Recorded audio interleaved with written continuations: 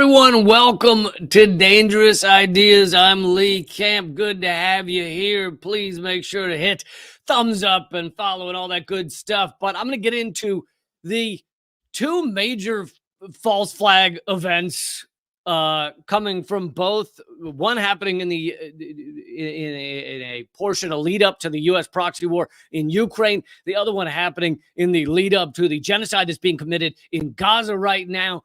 And I wanted to combine them both to show you all at once evidence of just how U.S.-backed wars around this planet happen. The evidence that shows that these things are created. The U.S. is backing right now to pretty much the two biggest wars going on right now, which is the ongoing proxy war in Ukraine and the genocide being committed against Gaza right now. And I didn't, maybe some of you knew about these. I didn't know about these two particular false flags. And I will say that one of them it's not a full false flag. So I think I'm gonna create a term right here. I'm gonna create. You better write it down because you're gonna need to use this later. This is a false flag at half mast. Okay, one of them is a false flag at half mast. The other is a full false flag. But anyway, before I get to those stories, I want to give you some updates coming from Al Jazeera and other outlets.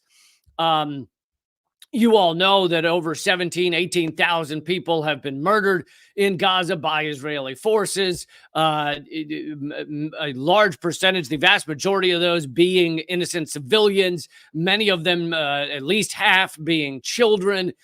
But to add on to those stats that you probably already knew, this is coming from Al Jazeera. Nearly 40,000 buildings, or about 1/5 of all pre-conflict structures, have been damaged or destroyed in the Gaza Strip since the war began on October 7th.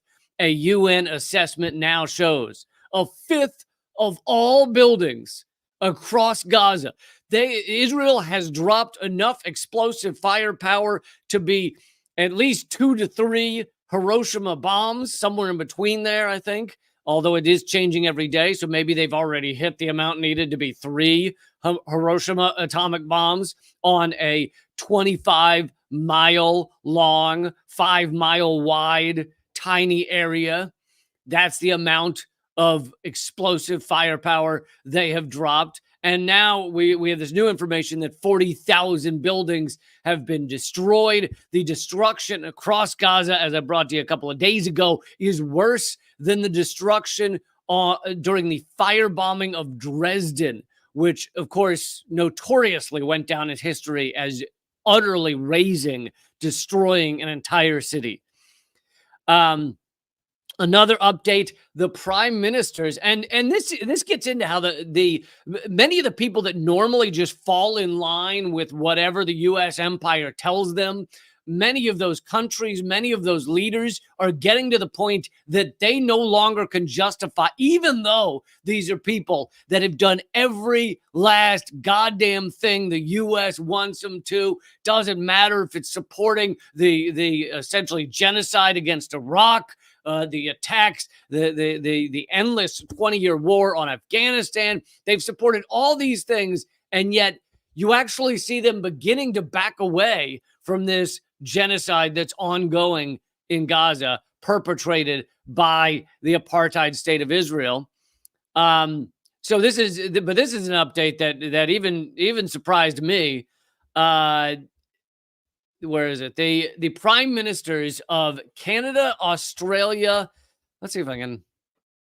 No, I don't have that one. But the prime ministers of Canada, Australia, and New Zealand, 3 of the biggest backers of U.S. empire behavior around the world, are calling for urgent international efforts towards a sustainable ceasefire in Gaza. A joint statement says, quote, "We are alarmed at the diminishing safe space for civilians in Gaza. The price of defeating Hamas cannot be the continuous suffering of all Palestinian civilians," they said in a statement. And again, this is a big step coming from each of those 3 countries is in the Five Eyes. These are the 5 main surveillance countries of the U.S. empire. US, Britain, Canada, Australia, and New Zealand.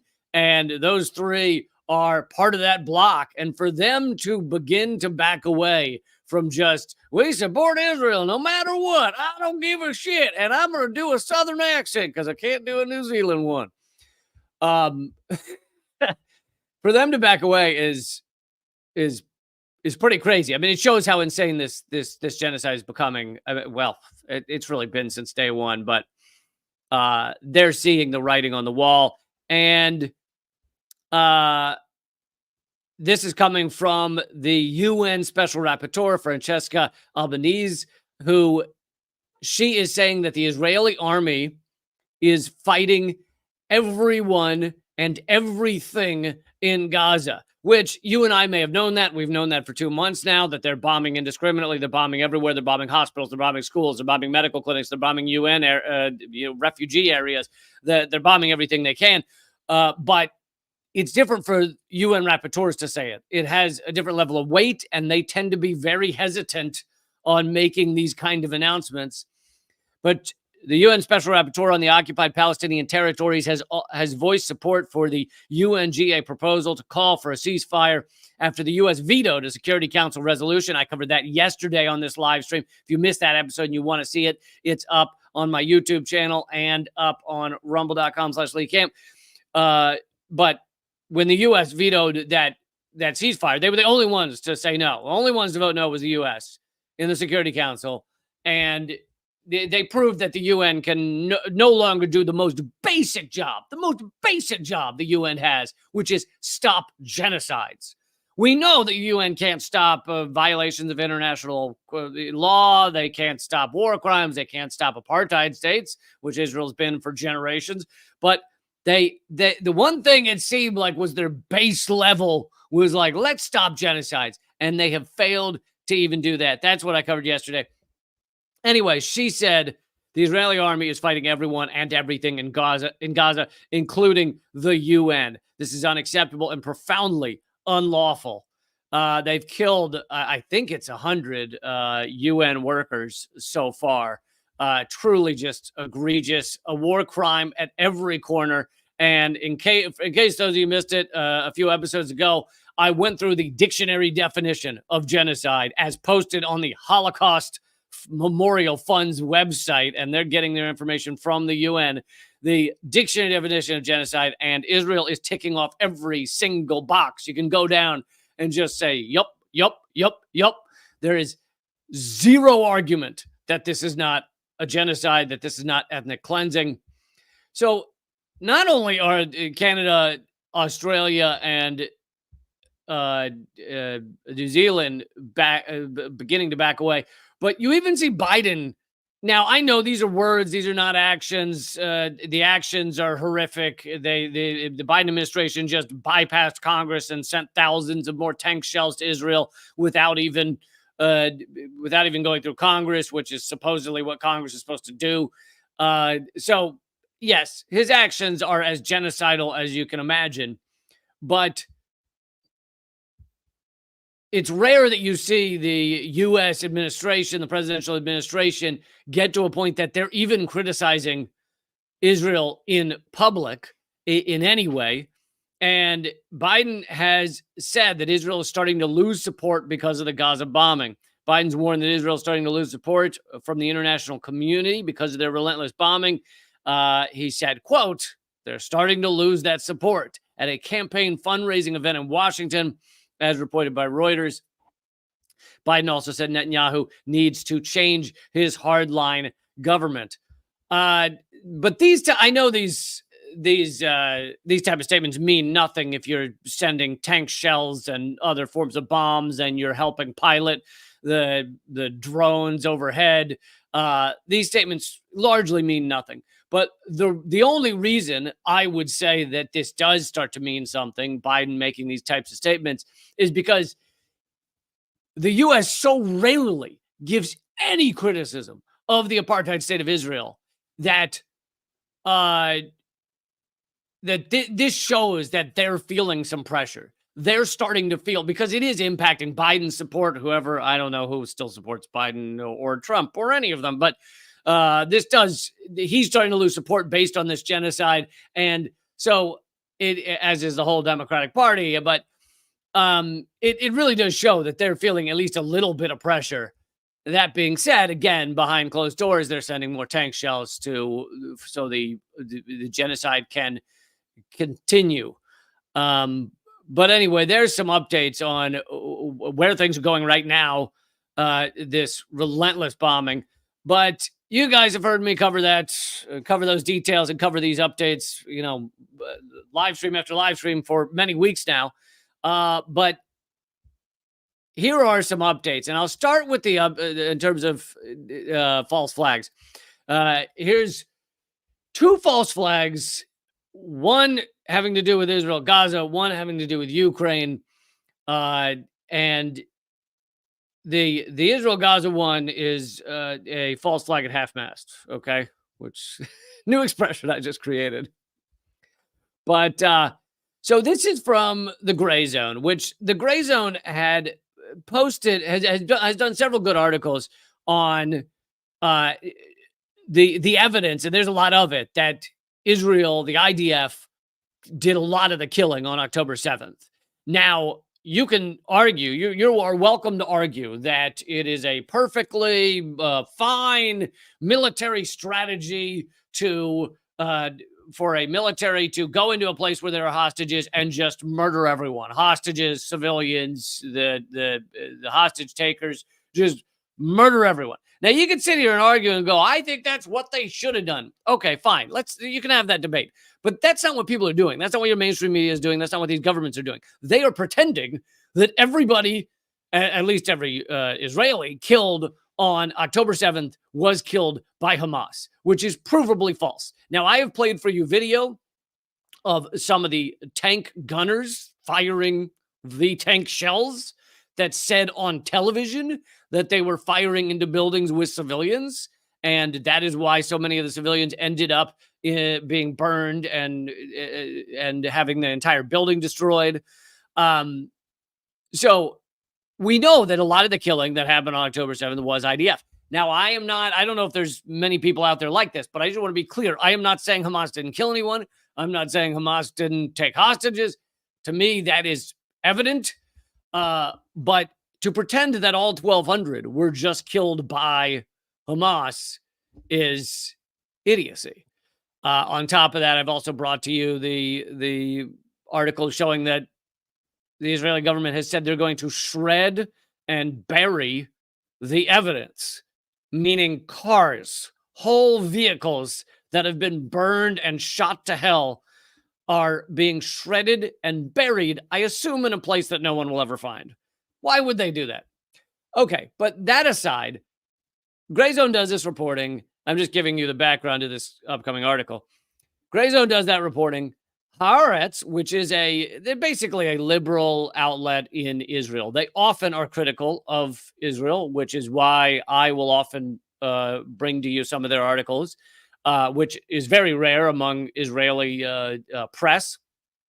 But they are often critical of Israel. However, they are still within basically the Overton window. And so they actually called out the Gray Zone as fake news for saying that many of the festival goers, right? That's one of the things people have talked about most in this in the October 7th event, where I can't remember. I think it was 100 or 200 people. It was a lot of people that were murdered at the rave or festival or whatever music event 3 miles from Gaza, and so hundreds killed. Now, people have said, the propaganda is that Hamas just ran into this festival and started mowing everyone down that they could. Again, if there were evidence to that, then okay, there's evidence to that. But Haaretz called it fake news, that much of it was done by the IDF. And yet Haaretz has now backtracked without admitting they backtracked.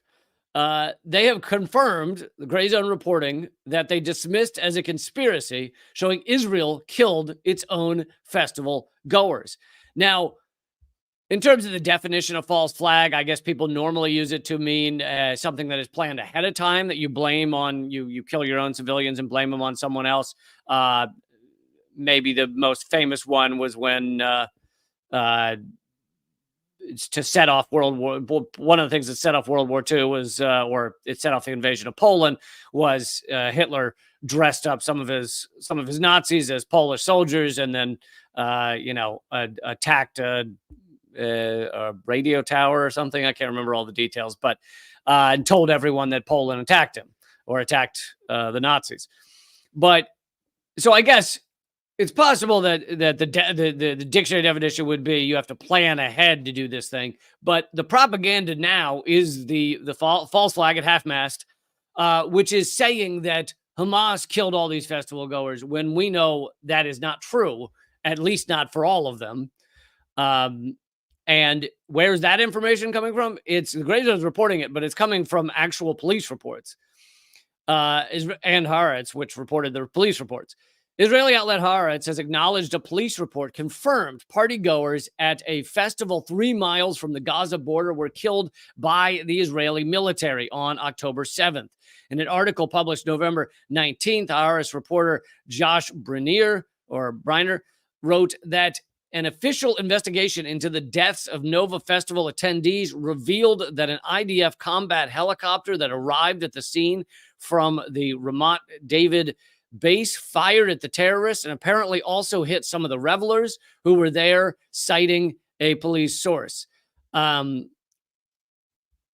let's see, here's the actual article. According to a police source, investigation into the incident also revealed that the IDF combat helicopter hit some of the revelers. Okay, 300, I had said 200. 364 people were killed at the festival. But this also would explain, now they don't say how many the IDF killed, but this would also explain how you have such a breathtaking number of deaths. This is a grisly thing to talk about, but your average mass shooter is not able to kill more than a dozen, or in the very rare cases, a few dozen people. The worst mass shooting in American history was the Las Vegas one. And the reason that went on so long, meaning he was basically able to just keep murdering people, was because he was up in a hotel room and they couldn't find him. And so he just kept firing on people, and he killed 50 some, I think, maybe 60. And so, yes, there was more than one Hamas fighter, but even if they ran into this festival event and just started killing everyone, which we know from other evidence was not their aim. Their aim was mainly to take hostages. But let's say they ran in there and were just trying to kill everyone. They still wouldn't be able to kill 264. However, a helicopter gunner could do a massive amount of damage in a small amount of time. And it stands to reason that the IDF probably was responsible for a lot of these deaths. Let's see if I highlight it a little more. Israeli officials have sought to stifle coverage of their actions in Gaza with newly passed emergency regulations allowing police to crack down on critical reporters accused of, quote, harming national morale. In Israel, you're no longer report anything that harms national morale. So if that same shit were passed in the United States, I would not be able to do any reporting.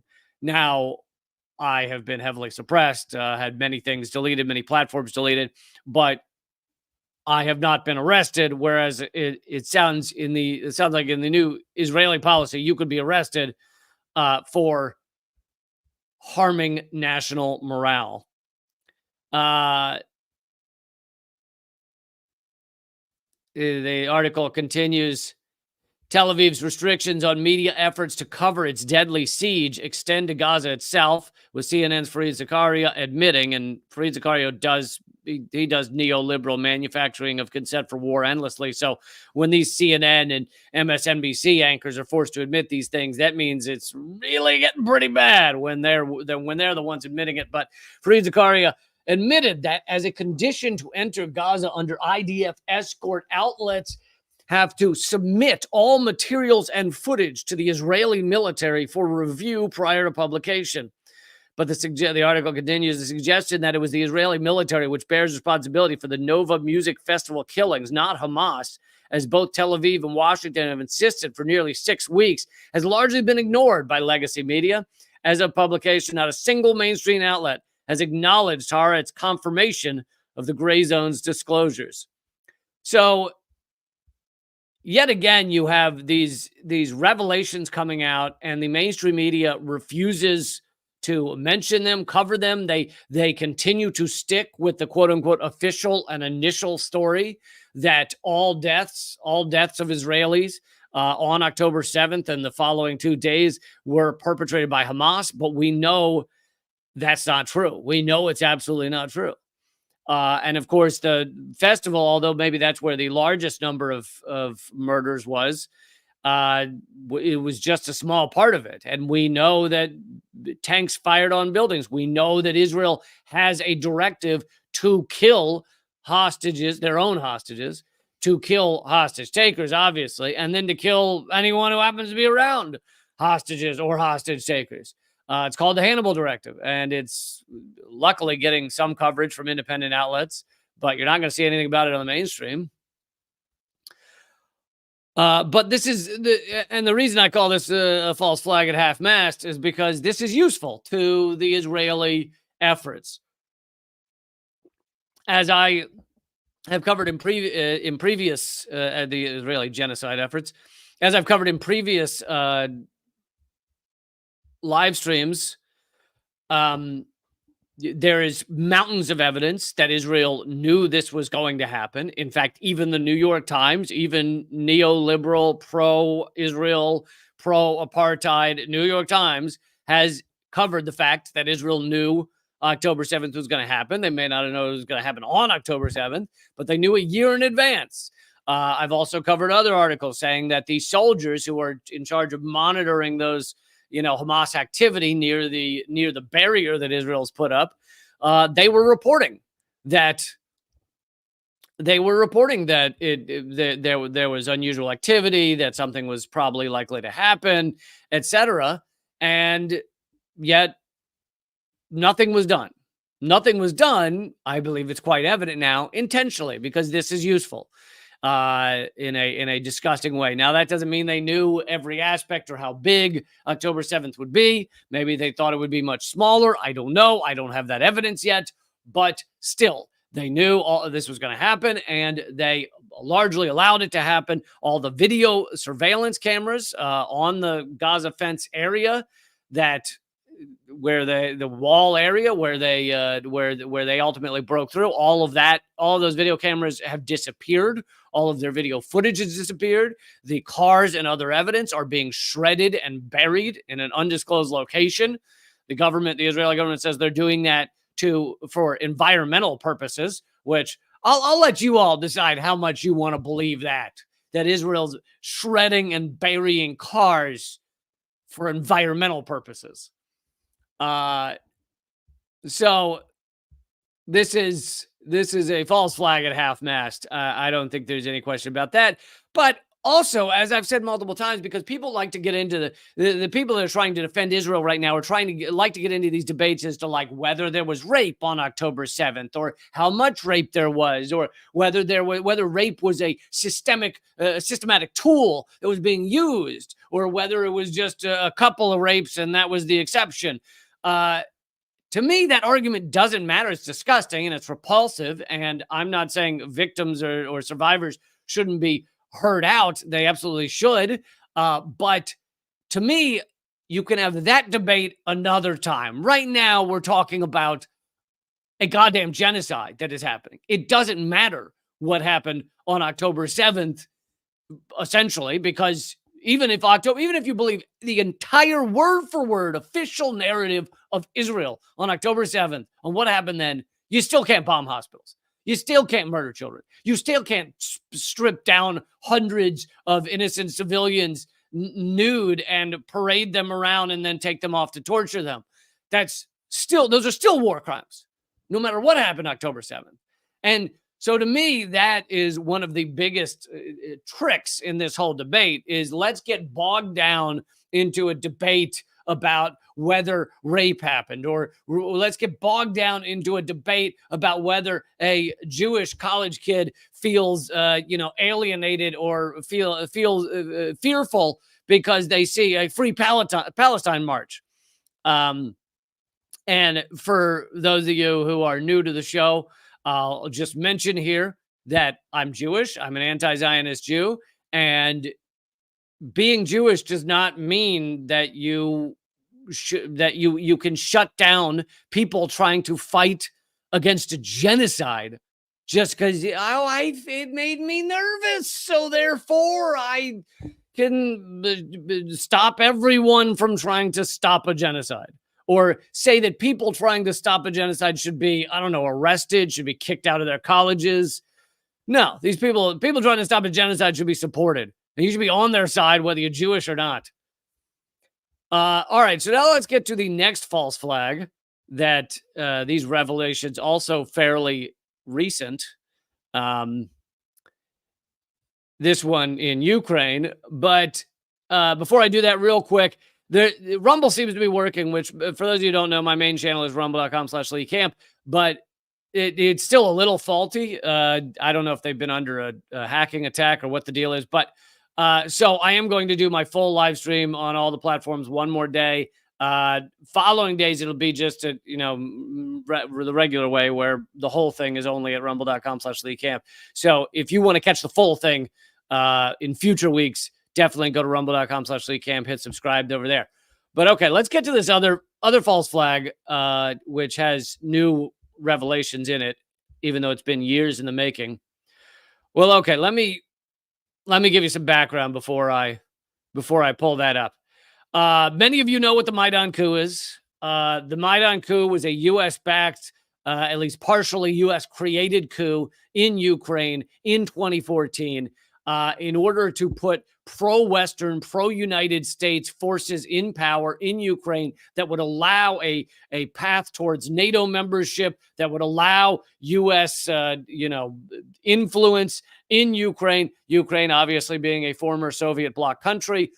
Many people in Ukraine are Russian-speaking, Russian culturally. So it's not a clear divider of like, this is Ukraine, this is Russia. There are many people in Ukraine's, particularly the Donbass region, that consider themselves Russian, and they were being attacked. They were 15,000 of them were killed between 2014 and when the between 2014 and 2022 when the proxy war began. But what really started all of that, or pushed it into high gear, was the 2014 Maidan coup. The Maidan coup appeared to start organically, of people, chanting in the streets, large protests, etc. And then the thing that really basically pushed the Maidan coup over the edge into successfully removing the pro-Russian government and putting in the pro-Western, neoliberal, neo-con, we're going to crush Russia government. The thing that really pushed it into that next area was a massacre that killed 100 people. So with that in 2014. So with that background, I'll go to the article. This is again from the Gray Zone. Kit Clarenberg does great work. He also often writes for Mint Press. So the results of a trial that have been long time in the coming just happened in Ukraine. And it had to do with police officers involved in that massacre. So the massacre, the reason it successfully or helped the coup push the current government in 2014 out of power was because it was supposedly perpetrated by the government, right? So the pro-Russian government murders all these protesters, and then that sparked such outrage that basically they had to flee, and they fled days later, thereby making it a successful coup. So anyway, the article says 2 police officers charged with the mass shooting of opposition protesters in Kiev's Maidan Square in 2014 have been released after a Ukrainian court determined the fatal shots in the infamous massacre were fired from an opposition-controlled building. So you get that in 2014, the opposition was the pro-Western forces and the Nazi forces, which are pro-Western, right? The United States has been funding and arming Nazis in Ukraine for many years, but it kicked into high gear, obviously, in 2022. Even the New York Times has admitted that many of the Ukrainian military fighters have swastikas and things on their helmets, various other Nazi emblems on their clothing. The New York Times, when they admitted that, the way they did their propaganda was they said, sure, a lot of them are swastikas, but they don't understand it's a big deal. Literally, you can go read the article, and that's what it says. It says, yeah, a lot of them have on neo-Nazi stuff, but they don't get what a big deal it is to us in the West, which is laughable and bullshit and hilarious and everything else. But point is, you can't deny the Nazism in Ukraine. So the opposition back before the coup was the pro-Western Nazi-backed and Nazi-affiliated forces. But this court trial goes on, and Ukraine is one of the most corrupt places in the world. So you would assume that they would be able to ultimately convict whoever they wanted to, but the evidence was ultimately not enough. On October 18th, 2023, Ukraine's court determined that of the 5 officers on trial, one would be acquitted outright, while another was sentenced to time served just for alleged abuse of power, not for murdering anyone. The remaining 3, who no longer live in Ukraine, were convicted in absentia, so they weren't even there to defend themselves, on 31 counts of murder and 44 counts of attempted murder. The verdict, though, means no one will face jail time or be in any way punished for their alleged role in the infamous Maidan massacre, which saw over 100 protesters killed, triggered an avalanche of international condemnation, and led directly to the downfall of President Yanukovych, who fled the country mere days later. But here's where it gets interesting. In an apparent attempt to distort the trial's outcome, several outlets, including Reuters, simply referred to the court sentencing the officers in their headlines. So they didn't act like anything unusual had been found in these results. They just said, oh, officers were sentenced. The verdict follows years of deliberate sabotage by Ukrainian authorities who have done their best to make sure there are no real results. Now, why would the current Ukrainian authorities not want the results out? You would assume if these police, which were police aligned with, part of the government, part of the pro-Western government, if these police just murdered all these people, you would assume the current Ukrainian government would just immediately want the results out. But instead, they've been working very hard to make sure there are no results to this trial. The question of why officials in Kiev would seek to sabotage the probe has been largely ignored by legacy media outlets, but the verdict offers some highly revealing clues. Littered throughout the 1 million word document, which I feel like whenever you put that many words into a document, you're trying to make sure people don't find certain words within the document. But throughout the 1 million word document are passages demonstrating conclusively that the sniper fire emanated from buildings controlled by the opposition to Yanukovych.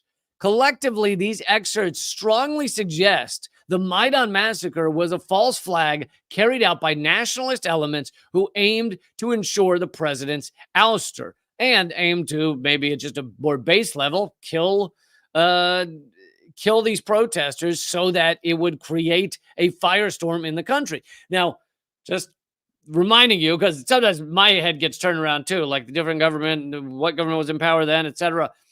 This is opposition, meaning pro-Western, U.S.-backed, etc. Those people are firing on protesters who agree with them. Why would they fire on protesters who agree with them?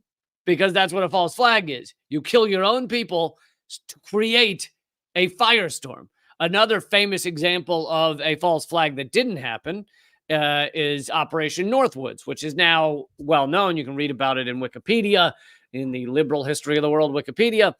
Operation Northwoods was our own military, U.S. military, presenting to Kennedy, bringing to his desk a plan to bomb, to murder Floridians, innocent civilians in Florida. So our military killing our own citizens and then blame it on Cuba in order to allow an invasion of Cuba when Kennedy was president. Now, Kennedy said no. He said, "What are you, out of your goddamn minds?" And he walked away. But if he had said yes, which I think most presidents would have, then we would have had our own military killing our own civilians in order to blame it on Cuba, in order to start an invasion of Cuba by the United States. That's another well-known false flag. Attempted, planned false flag. To continue from the article, the evidence was quite sufficient to conclude categorically that on the morning of February 20th, 2014, persons with weapons from which the shots were fired were in the premises of the Hotel Ukraina, the court found. Another section reveals that Hotel Ukraina was, quote, territory not controlled by law enforcement agencies at that time. Numerous video recordings show that before, during, and after the massacre, the building was overrun by the far-right opposition party, Svoboda, whose leaders used the premises to coordinate their anti-Yanukovych activities on the streets below. So this is a well-known area in that square where there was large-scale protests, the Maidan coup protests, and it's controlled. There's no law enforcement there, as part of the current government, and it's controlled by the opposition, by the right-wing nationalist, U.S.-backed, Nazi-aligned groups. That's their place. That's their home, is that hotel. And the evidence from this trial that's lasted for 8-9 years is that at least a significant portion of the firing, of the killing of these protesters came from that hotel. Furthermore, the verdict effectively ruled out any involvement of Russian security and intelligence services in the massacre, a conspiracy theory promoted heavily by pro-Maidan elements. So,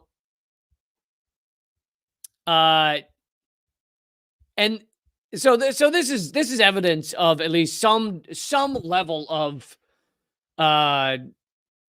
false flag in order to create the Maidan coup. Now, the Maidan coup in general was U.S. largely created. We were funding them. A long time ago, I brought you video of Lindsey Graham and John McCain meeting with Azov Battalion troops and others, those who were trying to create a coup in Ukraine, and telling them that we, meaning the U.S., Lindsey Graham and McCain, the U.S. would give them everything they need for it. Victoria Nuland was also a pivotal player in this.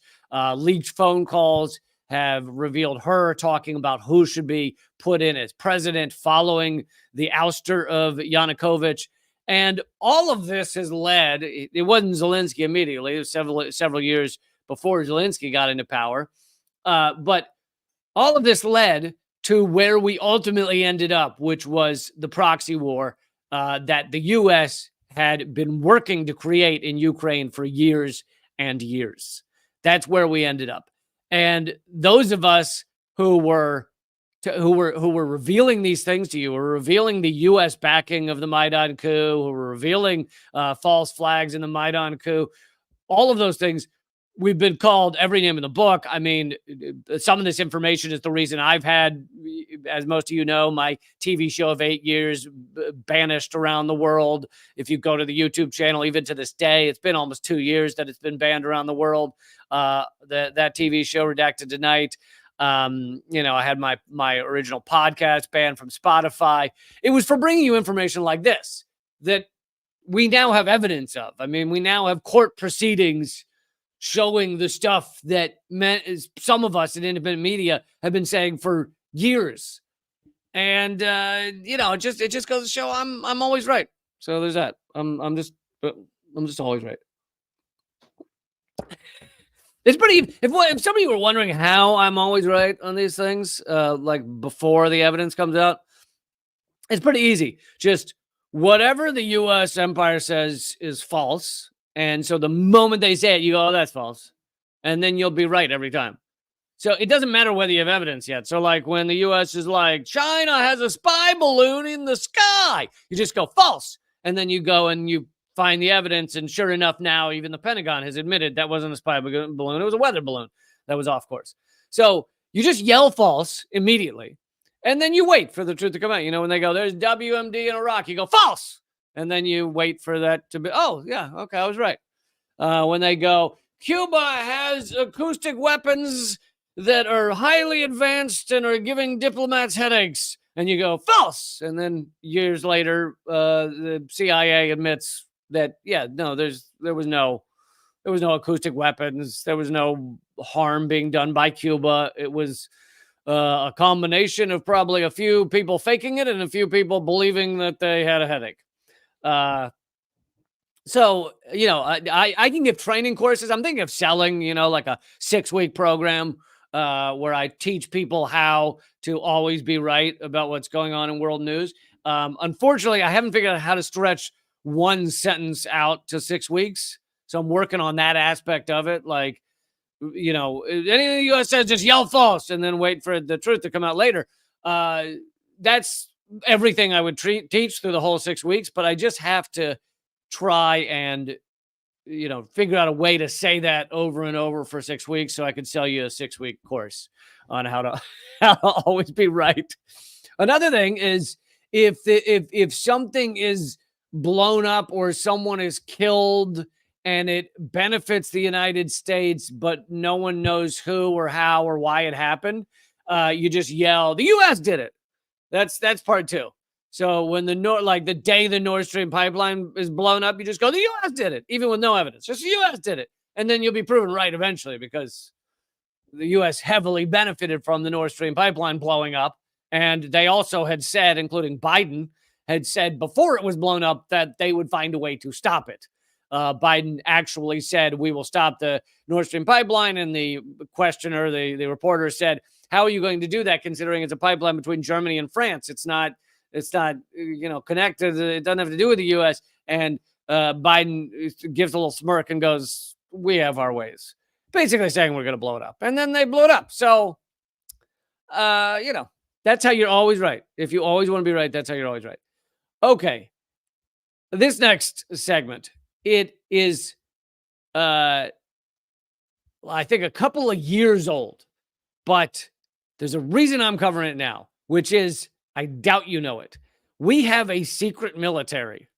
We have the U.S., and I don't mean the CIA. The U.S. has a massive secret military that is part of the Pentagon that you never hear about, that is not, you wouldn't even know their real names. And I think it's important, even though this may have been revealed by extensive reporting in Newsweek a couple of years ago or a year and a half ago. But to me, it's important now because of everything we're seeing in the world and what the U.S. is doing around the world. And it's just yet another point of how little we have accountability, and Congress even has accountability over what the Pentagon, the CIA, the intelligence machine, what they're doing. So to me, this is pivotal. But before I show you that, don't we all need a moment of just seeing more amazing climate activists just destroying another important dinner by big oil? And I will never get tired of those. I will never get tired of those. So here it is. This is Climate Defiance again. I brought you a clip from them yesterday, and this is them. Took over the yacht ensconced. I guess it was at maybe it means at a harbor. I don't know what yacht ensconced means, but meal honoring Congressman Richard Neal. Slimy, slick, utterly corrupted. There's not one fossil fuel CEO whose boots this representative won't lick. Not one. And so not only does this have this congressman in present, it also has some of his, big oil lobbyists or, the big oil partnership people. And I love when they destroy these dinners. Because here's the other thing. Before I play the clip, is people pay a lot of money for these dinners. They pay a lot of money to attend to these dinners. They pay a lot of money to create these dinners, to plan these dinners, to have all the food, all the half-cooked chicken there. They pay, and all it takes is for a couple of people to present them with the reality of the destruction they are committing around the world, and their whole dinner is ruined. Even if they were to drag these people, often they don't have the security to drag these people out quickly. But even if they were to drag these people out within 5 minutes, what is everyone going to remember about that dinner? They're going to remember the 5 people who stood up on stage and said, hey, you can go eat shit, you piece of nasty, nasty diarrhea. That is all they're going to remember, is that. There's no way anyone in that room walks away from the dinner and goes, I thought the rice pilaf was excellent. They might say that, but what are they thinking in their head? They're thinking diarrhea. So, even if they were kicked out in 3 minutes, which they don't normally, even if they were, they still won. So let's all just enjoy this heartwarming moment. Hey, get your hands off me! Don't touch me! Protect our futures, not their profits. Protect our futures, not their profits. You continue to take millions from corporate facts. Will you stop taking? And let me just say that, there's obviously some cuts in this because they're not going to show the full 5 minutes or whatever. But the what probably happened there, you see the chanting there, you're saying stop protecting oil, and then there's actually a quiet discussion between him and the guy they're harassing, the representative. I imagine that what happened is the guy probably said, if we let you speak, we'll let you speak, but then you got to leave or something like that. And so they actually let him speak. But of course, they don't have any answers for this stuff. They can't actually debate these people. They can't answer to any of this. So anyway. Taking donations from fossil fuel companies. Okay. I paid for the breakfast. You didn't. That line, I paid for the breakfast, you did, as if we give a shit. Oh, you're destroying the planet. We're all going to be extinct in 30 years. Yeah. Oh, you paid for the breakfast. Oh, my bad. God, I did not realize you paid for the breakfast. Man, that really changes everything. Keep the carbon in the soil. No new gas, no new oil. Keep the carbon in the soil. We need you to be a leader for ordinary people, and not for corporations and big banks. Not for fossil fuel companies. Right now! This is ridiculous! Where's the urgency, folks? We're out of time! Where's the Richie Neal? We need a Green New Deal. Hey, Richie Neal. We need a Green New Deal. Hey, Richie Neal. We need a Green New Deal. Stop taking money from fossil fuel companies. Yes or no? Stop taking money! Stop taking money from us! Anyway, for those of you listening to the podcast, by the way, if anyone wants to check out the podcast, it's called The Lee Camp Show on Spotify. But for those of you listening to the podcast, they have a sign up that says End Fossil Fuels, and the representative is just standing there at the podium with no response through all of this. This must have been, I'm playing a minute. This must have been 5 to 10 minutes long, which is an eternity if you're standing awkwardly at a podium. Yeah, I can tell you about it. I had a lot of good comedy shows over my 25 years as a comedian, but I had a couple where it felt like I was standing silently at a podium. But it could seem like an eternity. And that guy just sits there, not saying a word, while these people are destroying this dinner of these rich assholes who, want you to know that they paid for the dinner. I paid for the dinner. I paid for it. So yeah, let me do it. Okay, let's get into this. Secret military.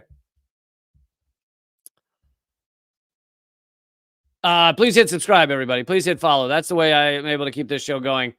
And I don't know why there's a picture of Eminem on the side. That's just really annoying. Anyway, inside the military's secret undercover army, the largest undercover force the world has ever known is the one created by the Pentagon. Over the past decade, some 60,000.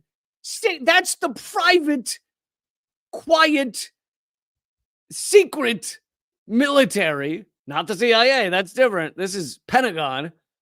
And there's 60,000 is bigger than the militaries of most countries. Some 60,000 people now belong to this secret army, many working under masked identities and in low profile, all part of a broad program called Signature Reduction. The force, more than 10 times the size of the clandestine elements of the CIA, carries out domestic and foreign assignments both in military uniforms and under civilian cover, in real life and online, sometimes hiding in private businesses and consultancies, some of them household name companies. So just think about just that part of it, and I'm going to get to more, but just think about sometimes these people are in military uniforms and you say, well, how's that secret? Well, because they have fake identities. So they may pretend to be a far lower rank and have a different name, etc. Maybe pretend to be in a different area of the Pentagon than they actually are. So there's that aspect. Then there's ones that don't wear military uniforms and have a fake identity. So they probably pretend they are not military at all. And they run around doing God knows what.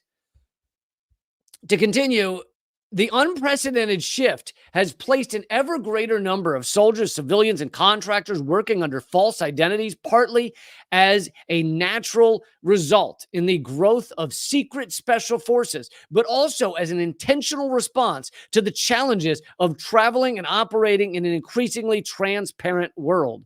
The explosion of Pentagon cyber warfare, moreover, has led to thousands of spies who carry out their day-to-day work in various made-up personas, the very type of nefarious operations the United States decries when Russian and Chinese spies do the same. So many of this 60,000 do most of their work online, and they have fake identities, but it's not just fake names. They have full fake identity, as it gets to the article, gets into some full fake identities from, fake social security number, fake email accounts, fake photos, everything that is fake as an online identity.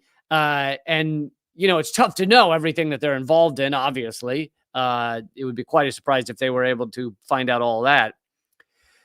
A window into not just a little-known sector of the American military, but also a completely unregulated practice. Another key point here is the idea, and I know many of you will laugh at this, but the idea of the U.S. government is that you and I vote to put people into that government who then do the things that we want them to do, at least to some degree. That's the idea, right? That's the concept of representative democracy. We vote for those people. They then go do the thing. Now, I have brought to you many times about just how bought off all these people are. In fact, they just voted 412-1 for a genocide in the House of Representatives. They're bought off. But even if they weren't bought off, the secret military is not accountable to them. They don't know where these people are or what they're doing. They likely don't know where the money's going. I've brought to you endlessly about how no one knows where the money goes into the Pentagon. Much of it is going to this secret military. Do I know how much? No, I don't think anyone does. I don't even think the Pentagon does, because they clearly can't account for where most of their money goes. In their last failed audit, they said they couldn't account for 55% of their assets, which is over half of everything they're responsible for. Let's see, completely unregulated. No one knows the program's total size, and the explosion of signature reduction has never been examined for its impact on military policies and culture. Congress has never held a hearing on the subject. Congress has never even held a hearing. Not that they would get to the bottom of it. I'm sure they wouldn't do shit. But the idea they've never even once been like, what is this again? Because we're supposed to decide about what the military is doing. What is this again? Never once held a hearing on it.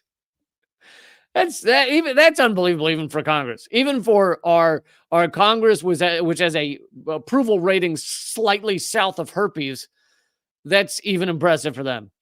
And yet the military developing this gigantic clandestine force challenges U.S. laws, the Geneva Conventions, the Code of Military Conduct, and basic accountability. The signature reduction effort engages some 130 private companies to administer the new clandestine world. 130 companies are involved in this.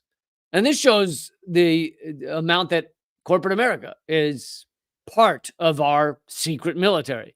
Dozens of little-known and secret government organizations support the program, doling out classified contracts and overseeing publicly unacknowledged operations. Altogether, the companies pull in over $900 million annually to service the clandestine force, doing everything from creating false documentation and paying the bills and taxes of individuals operating under assumed names to manufacturing disguises and other devices to thwart detection and identification, to building invisible devices to photograph and listen in on activity in the most remote corners of the Middle East and Africa.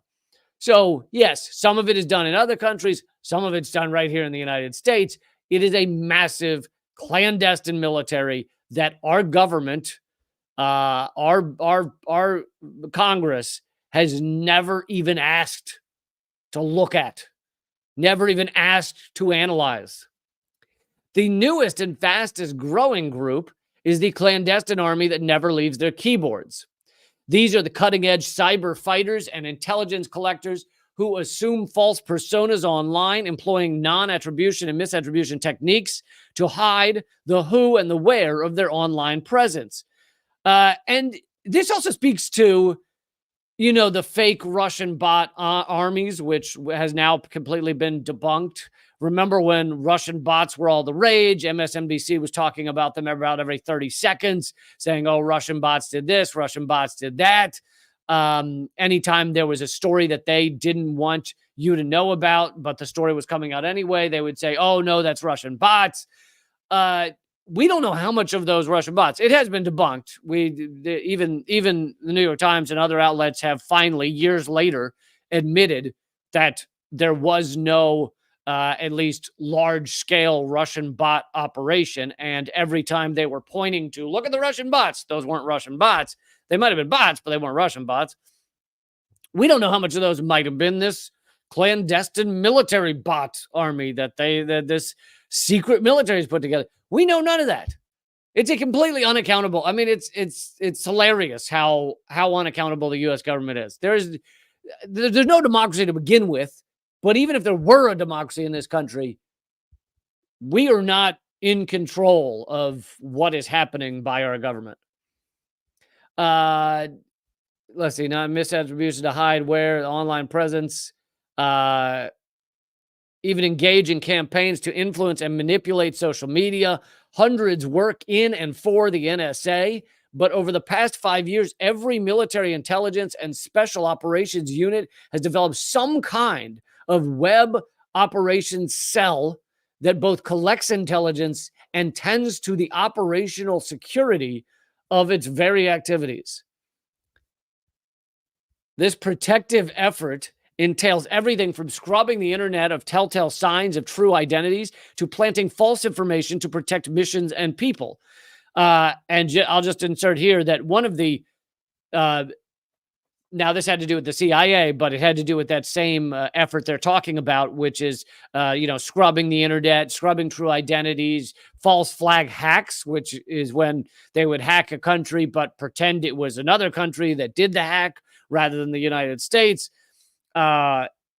They have those kind of tools, and WikiLeaks was the one that revealed that the CIA had those kind of tools. It was called CIA Vault 7 that they revealed many of the tools that the CIA has. One of the ones that I remember from CIA Vault 7 was that they, and this isn't shocking, but they had the ability to go into a system, hack it, and then rather than leaving their own footprints where people would go, oh, I think this was an American hacker, a U.S. hacker, they would leave Russian footprints. They had a program that would leave Russian footprints, like a couple of Russian characters somewhere or various other things, maybe a location, some sort of GPS. I don't know. But that was one of the tools that CIA Vault 7 had. And that's really pivotal because during the completely debunked Russiagate, we saw many, on MSNBC and the Democrats, et cetera, saying, oh, we've proven that it was Russia that hacked the DNC because we saw Russian letters in the hacking. If the FBI looked at looked at inside and figured out it was Russian footprints. And you go, well, we know that our CIA and others have tools to pretend it was Russians when it wasn't. But besides that, it also, there were mountains of evidence showing that it wasn't a hack. It was a leak. Someone within the DNC leaked the Clinton emails, etc. But okay, moving on. Signature reduction. Industry also works to figure out ways of spoofing and defeating everything from fingerprinting and facial recognition at border crossings. So this is not just online hacking. It's sneaking into countries and somehow succeeding at defeating the facial recognition systems. To ensuring the undercover operatives can enter and operate in the United States, manipulating official records to ensure that false identities match up. An impressive amount of people, effort, I'm sure money goes into this false military, or false might not be the best word, but secretive military that the U.S. has that has never been analyzed or regulated by Congress, by the people we actually vote for. I mean, incredible. And this is a Newsweek article. So it's not like the mainstream media doesn't know this exists or Congress doesn't know this exists. They've probably read this article and yet they let it go on. You see, it's all a game, folks. It's all the Matrix. Okay, I'm actually going to continue to talk about this article and others for members over on Locals. Give them an extra segment over there. So if you're on Locals, this will all continue. If you're on the other platforms, this will end. But if you want to become a member of my community, it's 38 cents an episode. I hope it wouldn't break your bank. So you can find that at leecamp.net. You just type in leecamp.net. It'll forward you to Locals. But also at rumble.com/leecamp, if you click the red Join Lee button, that will take you to Locals. You get extra segments. You get my ebook, Dangerous Ideas. You get all kinds of extra segments. You get a Q&A, which I often do in my Local segment. And yeah, join me over there for more on this topic. I have not covered everything about it. So join me at leecamp.net for more coverage of this, as well as a Q&A. And if you're not making the jump, then I will see you.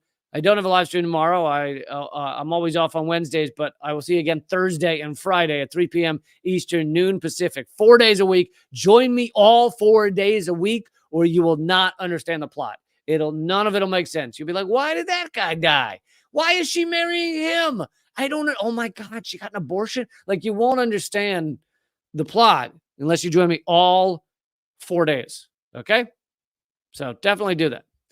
All right, Locals, I am coming your way in 1 second. Just give me 1 second. And everyone else, keep fighting. Please don't go away, Locals. We're just about to start the fun. Yeah.